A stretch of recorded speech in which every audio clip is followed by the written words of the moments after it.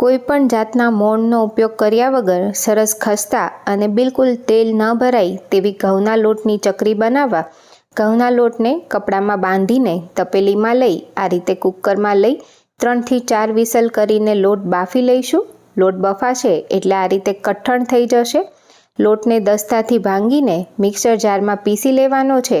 એ પછી તેમાં મીઠું, હળદર, લાલ મરચું, હિંગ સાથે તલ અને લીલા મરચાંની પેસ્ટ અને સાથે દહીં લઈને લોટને પ્રોપર મિક્સ કરી લઈશું અને જરૂર પ્રમાણે પાણી નાખતા જઈ મીડિયમ સોફ્ટ એવો ચકરી માટેનો લોટ બાંધી લઈશું।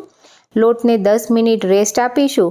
રેસ્ટ અપાયા પછી લોટને તેલ નાખીને થોડો મસળી સંચામાં ભરીને આ રીતે ચકરી પાડીશું। ચકરીનો છેડો આ રીતે ચોંટાડી દેવાનો જેથી તેલમાં ગયા પછી ખુલે નહીં।